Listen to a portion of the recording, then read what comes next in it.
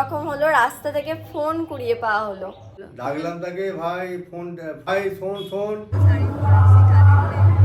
না নিয়ে গেলে কি আর করা যাবে বুঝতে পারছি না। ফোনে সিমও নেই যে কেউ ফোন করবে বা আমরা কাউকে ফোন করব। জোরে বৃষ্টি হচ্ছে, ওয়েদারটা কি ভালো লাগছে একদম। এবার আমি ওকে মারবো তার জন্য। Hi everyone, welcome back to my channel. চলে এলাম আর একটা নতুন ব্লগ নিয়ে। তো চলো আজকের দিনটা শুরু করা যাক। ওখানে জল নিয়ে যাচ্ছে, দেখবি কত বাচ্চারা যাচ্ছে আসছে এখন। তো আমাদের পাশের গ্রামে হচ্ছে কালী পুজো, আর আমাদের বাড়ির সামনে দিয়ে জল নিয়ে যায়, তোমাদের দেখাচ্ছি। আমার দিদি এখন ভিডিও করছে।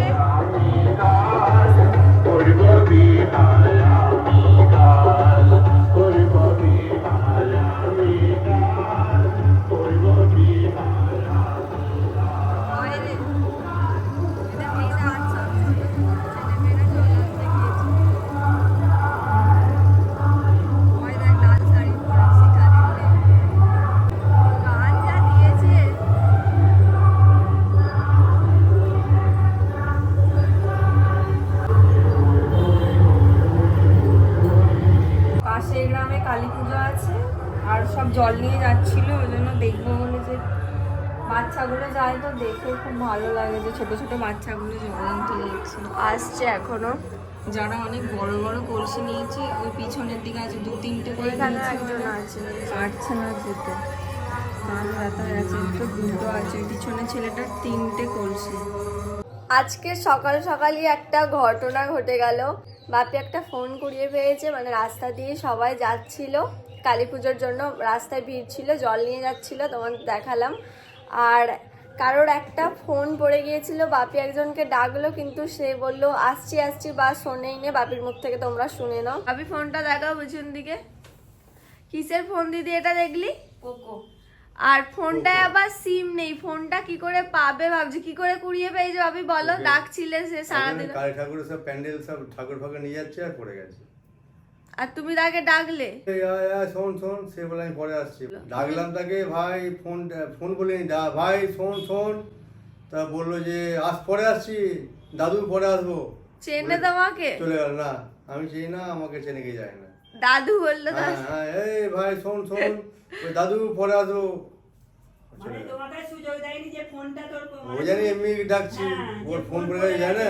আর সেই সময় মাইক বুঝতে পারবে তো জল আনতে যাচ্ছে। ঠিক আছে, ফোনটাই সিম নেই, ফোনটা একবার দেখাও দেখি কাছ থেকে। সেই সময় মাইক যে জল যাচ্ছে, মাইক বাজছিল, এখানে ঠাকুর নিয়ে যাচ্ছিল। এই দেখো ফোনটা। আর দাঁড়াও, ফিঙ্গারপ্রিন্ট দিয়ে লক সিস্টেম আছে। সিম নেই না? এই তো সিম নেই, এই দেখ কোনো সিম ঢোকানো। ফোন যে করবে, ফোনটা দেবো, ফোনটাই সিম নেই। আলাদা আলাদাই এক একটা দিন কাণ্ড হচ্ছে। লাস্টে খুলে আমরা সিম খুলেছি, দরকার নেই যার ফোন। এই তো ভিডিও করে রাখলাম, ভিডিওটা দেখিয়ে দেবো। সিম ওদের ছিল না, কি করে বলবে? এতক্ষণে ফোন করতে শুরু করতে ওইদের পরে তো সিস্টেমটাকে বললাম ওরা যে 5 আপনারা এখানে আসুন। আবার 5 ছেলেটাকে যে দেখতাম ভিডিওতে এসে। ছেলেটার মুখটা ছিল তুমি। এটাই ফোনে কোনো হোয়াটসঅ্যাপ নেই, কিচ্ছু নেই। আসবে বলে ভাই তোর ফোনে সিম নাম্বারটা বল, তখন বলবে তাহলে তোর ফোনে সিম নেই, সিম নাম্বার, ফোন নাম্বার, তোর ফোন নাম্বার বল, তোর ফোন নাম্বার বল। তা বললাম সিম নেই, তখন এই ফোনটা তার হয়ে যাবে। তোমার মুখ মনে নেই ছেলেটার? অত খেলেছে এখানে বাড়ি না অন্য কোথাও বাড়ি সেটাও তো জানে না। তাও যায় না। ফোনটা পড়ে গেল নিয়ে, ভাই শোন শোন শোন, দাদু পরে আসছি। যা বাবা, আসবে ও ফোন খুঁজতে খুঁজতে নিশ্চয়ই রাস্তার দুধার দিয়ে। এবার মনে পড়ে ফোন না পেলি। আজকের দিনের শুরুটাই একদম অন্যরকম হলো, রাস্তা থেকে ফোন কুড়িয়ে পাওয়া হলো। এই যে এই ফোনটা। কিন্তু ব্যাপারটা হচ্ছে যে ওই জলযাত্রীদের মধ্যে ছিল না রাস্তার। হ্যাঁ, ওটা বোঝা যাচ্ছে না। এই হচ্ছে ফোনটা।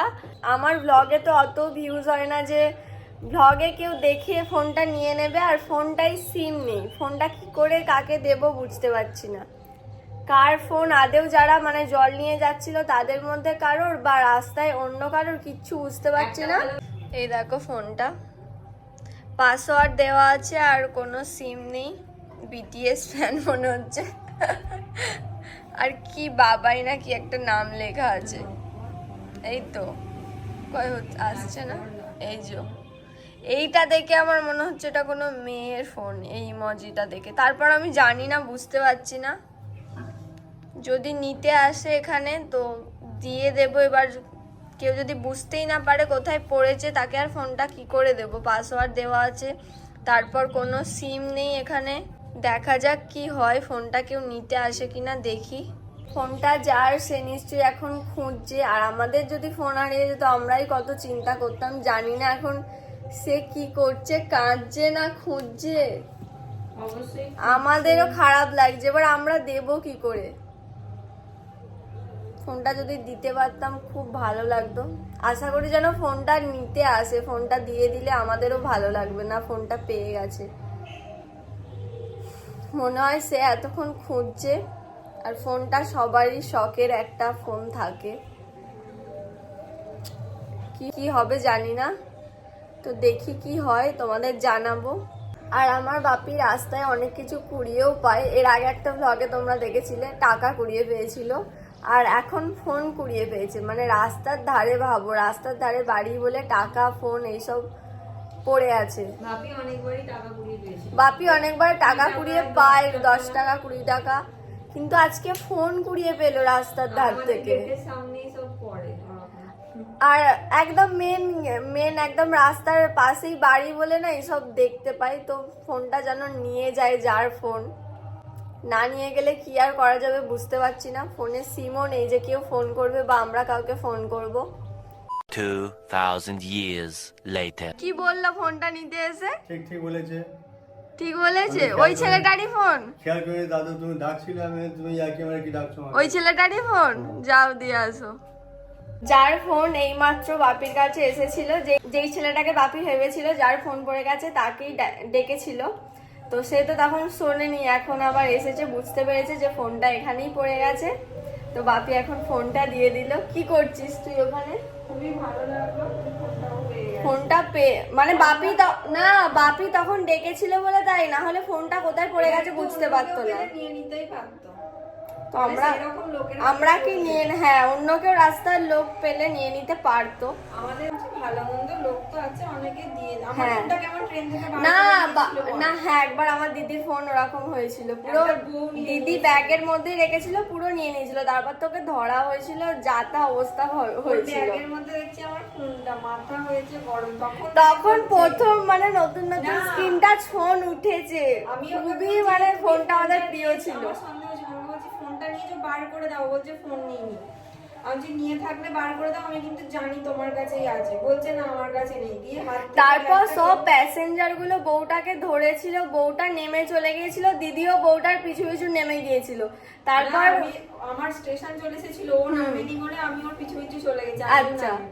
তারপর তো কোথাও একটা নেমেছিল। নালিকুলে গিয়ে ফোনটা উদ্ধার করে নালিকুলে। তারপর পুলিশ না জেআরপি কারা সব হেল্প করেছিল। কিচ্ছু কেউ হেল্প করেনি, সিভিক গুলোকে বললাম এরকম ফোন নিয়েছিল, সবাই বললো। ও। আর রিয়াদি ছিল, রিয়াদি আবার কামারকুণ্ডু নেমেও গেছে। মানে প্রচুর ভিড় হয়েছিল, দিদি একদিকে রিয়াদি একদিকে। আমি নালিকুলে গিয়ে রিয়াদি ফোন করছে কোথায়, আমি যে আমার ফোন হারিয়ে গেছিল, আমি নালিকুলে এইসব চলে ট্রেনে ভিড় ট্রেনে কিন্তু এইসব হয়। যাই হোক, ফোনটা যার ফোন সে পেয়ে গেছে, ভালো হয়েছে, ঝামেলা মিটে গেছে। বাপি সেই সময় ছেলেটাকে ডেকেছিল বলে মানে বুঝতে পারলো যে ছেলেটা, হ্যাঁ তাহলে ফোনটা পড়ে গেছে বলেই ডেকেছিল, নাহলে তো বুঝতেই পারতো না ফোনটা কোথায় পড়ে গেছে ভিড়ের মধ্যে। এখন বৃষ্টি এসে গেছে, কালো বৃষ্টি হয়েছিল, আর আজও দিদি এখন জানালাগুলো দিয়ে দিচ্ছে, ভালোই জোরে বৃষ্টি আর আমার পড়ছে। বোন কিচ্ছু একটা কাজ করবে না, শুধু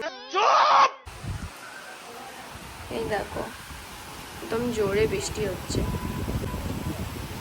ওয়েদারটা কি ভালো লাগছে, একদম পুরো ঠান্ডা ঠান্ডা হয়ে গেছে। বৃষ্টি ওয়েদার আমার ভালোই লাগে, বর্ষাকালেও ভালো লাগে। আর গাছগুলো দেখো এখানে কত ফুর্তিতে আছে গাছগুলো।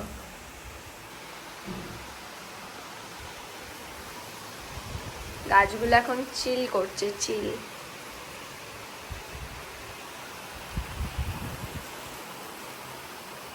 এদিকে ঝাপটা দেয়নি, গাছগুলো এখানে খুশিতে আছে। হালকা হালকা ওগুলো গাছে লাগুক না, জলটা হালকা ভাল লাগলো। কতগুলো গাছ করে ফেললাম আমার দিদি আস্তে আস্তে। গরমে পরীক্ষার সময় লক্ষ্য রাখতে পারেনি, কিনতে গাছ।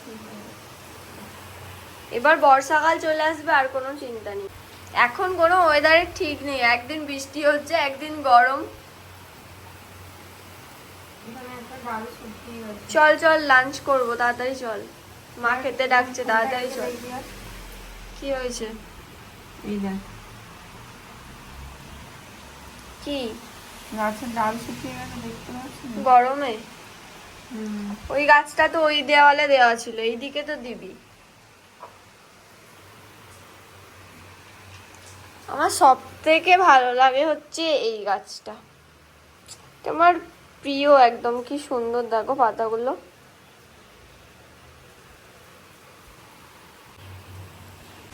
দিদি গাছের ডালটা এখানে তুলে দিল, বেশ ভালো লাগছে দেখতে। আর একটা ডাল শুকিয়ে গেছে, ওই জন্য আমার দিদির মন খারাপ। একটু যদি লক্ষ্য না রাখবো তো ব্যাস। গাছের প্রচুর যত্ন নিতে হয়।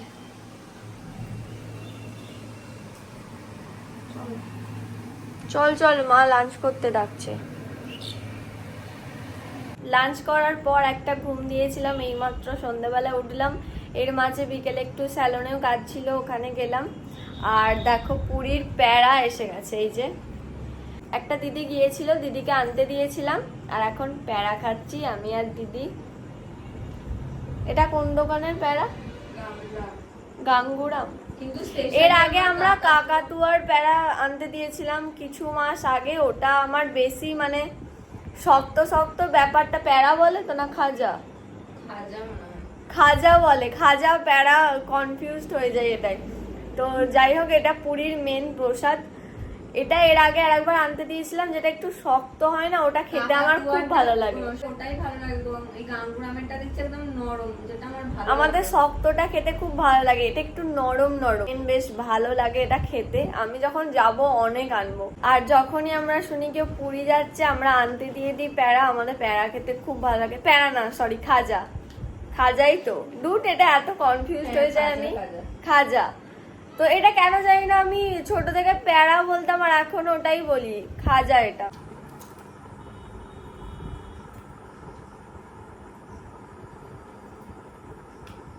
পুরো ঘিয়ের গন্ধ।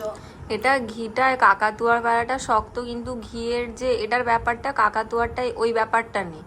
কিন্তু এটাই একদমই পুরো ঘিয়ের স্মেলটা পাচ্ছি, কিন্তু খুব নরম, মানে হাত দিলেই ভেঙে যাচ্ছে। আর ওটা বেশ একটু কামড়ে খেতে মানে বেশ ভালো লাগে, দাঁতে চাপ। শক্ত আওয়াজ হয়, ওই শক্তটা হেভি লাগে আমার। এটা অনেকটাই নরম, অনেক নরম। আমাদের এখানে যেরকম হয় এরকম নরমটা পাওয়া যায়। হ্যাঁ, শুধু হয়তো এতটা ঘিয়ের সেন্ট পাওয়া যায় না, কিন্তু এইরকমই। আলাদা কিছু গাঙ্গুরামের আমার আলাদা কিছু ভালো লাগলো না। আমার কাকাতুয়াই মনে হয় বেস্ট। এবার কারোর আবার এটা ভালো লাগতে পারে। অনেকে আবার বলবে শক্ত ভালো লাগছে না, এটা ভালো, কিন্তু আমাদের তো এই শক্তটাই ভালো লাগে।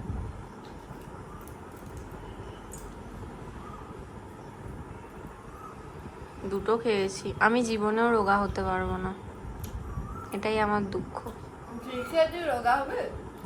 শুধু ঘি না, যে কোনো জিনিসের প্রতি আমার এত খাওয়ার প্রতি। হ্যাঁ, এখন এইটা যতদিন না শেষ হবে খেয়ে যাবার, মোটা হয়ে যাবো। আবার ওরম করছিস কেন? ওকে তোকে আমি রাগিয়ে দিই? তোকে আমি রাগাবো?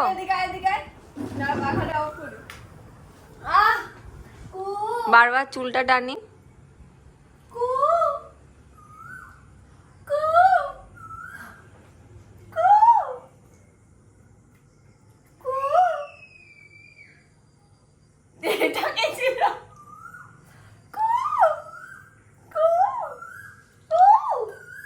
এবার আমি ওকে মারবো, তার জন্য ভিডিওটা অফ করলাম। A few moments later. কি বলতে চাস? আমি এখন করা বন্ধ করে দিলাম, দেখ বন্ধ করে দিয়েছে। ঠিক আছে, ও তো রেস্ট নেবে না কি? সন্ধ্যা হয়ে গেছে, ঘুমাবে না?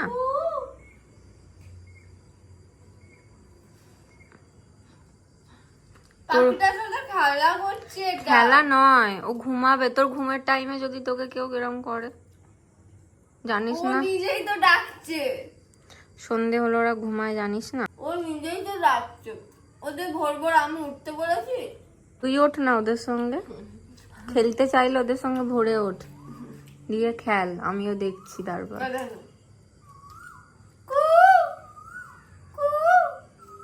আর তোকেও বলি হারি, তোর চোখে ঘুম নেই, জানা সবাই তো ঘুমিয়ে পড়েছে। সবার সন্ধ্যে হচ্ছে, এখন ওরা একটু এরকম করে। নে আমার বোনের পাল্লায় তুই থাক, তোর আর ঘুম হবে না, ওই করে যা।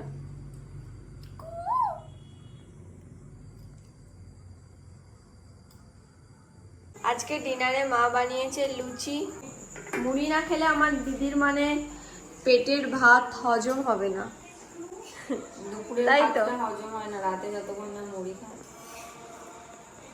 আমার লুচি আর আলু ভাজা, আমার লুচি আর কুমড়োর তরকারি। আমার লুচি আর আলু ভাজা খেতে খুব ভালো লাগে। ঠিক আছে, তো লুচি আর কুমড়োর তরকারি তো, তাহলে আলু ভাজা কেন নিচ্ছিস? আরে এটা জাস্ট একটু শুধু মুখে খাবো। আজকের ব্লগটা অলরেডি বড় হয়ে গেছে, তো ব্লগটা আর বড় করব না, আজকের ব্লগটা এই পর্যন্তই। আর হ্যাঁ, আমার শরীরও এখন মোটামুটি একদম ঠিকঠাকই হয়ে গেছি, তো আবার ভালো ভালো ব্লগ তোমরা দেখতে পাবে।